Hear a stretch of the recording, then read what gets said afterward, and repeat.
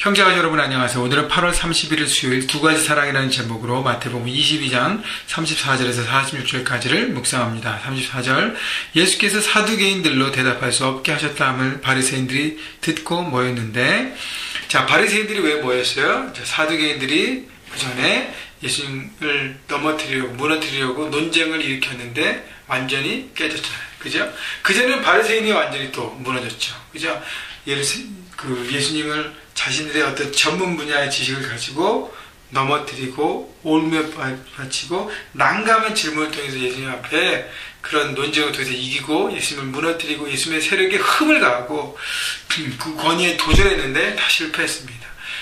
예수님의 권위에 도전하는 것이 예수님이 하나님의 아들이 아니고 메시아가 아님을 어떤 그런 능력과 그 모든 것들을 무너뜨리기 위해서 예수님의 사역의 전면으로 도전한 것입니다. 그런데 잘 보면요, 그들의 전문 분야를 갖고 도전했습니다. 어저께 보면 사두개인들은 부활을 믿지 않기 때문에 부활에 대한 논쟁에 강점을 갖고 있었어요. 그러나 예수님 앞에 철저하게 무너집니다.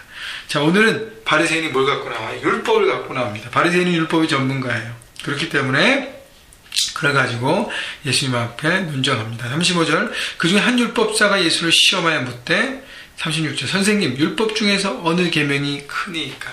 율법 중에서 어느 계명이 크니까 물어봤을 때 예수님께서 이 계명이 제일 크다라고 하면 나머지는 뭐가 돼요? 다 논쟁거리가 되잖아요. 그래서 곤란한 질문을 합니다. 근데 예수님은 그 질문을 간파하셨기 때문에 바리새인이 잘못 알고 있는 율법의 정신에 대해서 예수님은 그것을 오히려 역용해서 가르치시고 올바로 세웁니다. 37절 예수께서 이르시되 내 마음을 다하고 목숨을 다하여 뜻을 다하여 주 너의 하나님을 사랑하라 하셨으니 이것이 크고 첫째 되는 계명이요. 하나님을 사랑하는 것, 전심으로 하나님을 사랑하고 하나님을 예배하고 하나님과의 관계를 갖는 것이 가장 큰 계명이라고 얘기했습니다.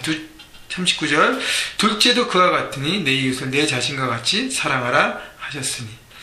39절 다시 보세요. 둘째도 그와 같으니. 그와 같다는 것은 뭐예요? 첫째 계명과 똑같이 사람을 사랑하고 섬기고 해야 되는 것, 똑같은 계명이라는 얘기하는 것이죠.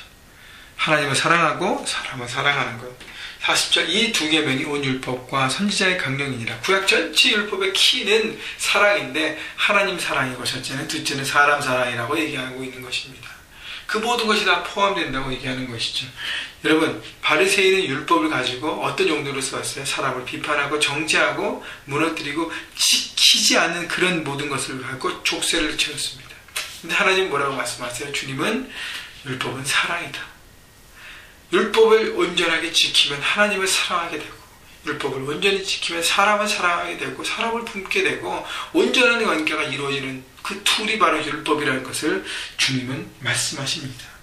여러분, 그래서 바리새인들의 그 강점을, 전문적인 지식을 그것을 취해서 온전한 율법의 정신을 예수님이 말씀하십니다. 여러분, 우리가 정말 하나님과의 관계, 여러분 말씀 묵상하는데 말씀을 묵상하면 묵상할수록 그 실천하면 실천할수록 어떻게 해요? 하나님을 더 사랑하는 자리로 나가야 하는 것이 정상적인 것이고요. 그 말씀 묵상하고 말씀을 실천하면 실천할수록 사람들을 섬기고 더 사랑하는 것에 나가는 것이 우리의 모습이 되어야 합니다. 그것이 바로 하나님 말씀을 우리에게 주신 목적이라는 것입니다.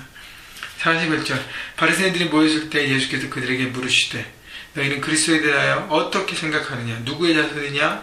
대답하되 다윗의 자손이니이다. 예수님이 이제는 바리새인에게 질문합니다.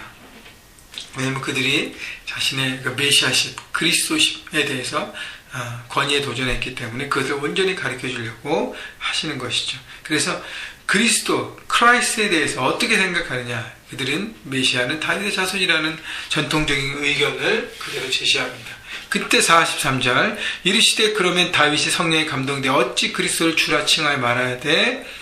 주께서 내 주께서 이르시되 내가 내 원수를 내 발 아래 둘 때까지 내 우편에 앉아 있으리라 하셨도다 하였느니라. 하나님께서 내 주께 이르시되, 하나님께서 메시아에게 그리스도에게 이르시되 내 원수를 내 발 아래 둘 때까지 내 우편에 앉아 있으리라 하셨도다. 결국 45절 다윗이 그리스도를 주라 칭하였은즉 어찌 그의 자손이 되겠느냐 하시니, 다윗의 자손이 아니라 다윗의 주님, 다윗의 하나님이 바로 메시아가 됨을 예수님은 말씀하고 있는 것입니다. 결국 예수님은 자신을 드러내시는 거예요. 이제 십자가를 지시고 구원사역을 해야 되는데 그 구원사역을 하러 오신 메시아가 바로 자신임을 보여주고 증명하고 나타나는 것, 말씀을 통해서 예수님을 그것을 드러내고 있는 것입니다. 46절 한마디도 능히 대답하는 자가 없고 그날부터 감히 그에게 묻는 자도 없더라. 이제는 도저히 대화를 통해서 예수님의 권위 앞에 도전하는 사람이 없었습니다.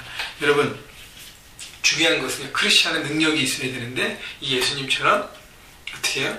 선하게 정말 좋은 태도를 가지고 좋은 면을 가지고 사람들을 섬기고 사랑하는 좋은 이미지가 있어야 합니다. 또 하나는요, 말씀의 지혜가 있어야 합니다. 하나님에 대해서 온전히 분별하고 하나님의 생각을 깨달아야 하는 것이죠. 내가 삶을 살아가면 그것이 내 것이 되어야 하는 것입니다. 그래서 믿지 않는 사람들과 또 다른 사람과의 어떤 대화 가운데 하나님의 진리를 온전히 나타낼 수 있어야 합니다.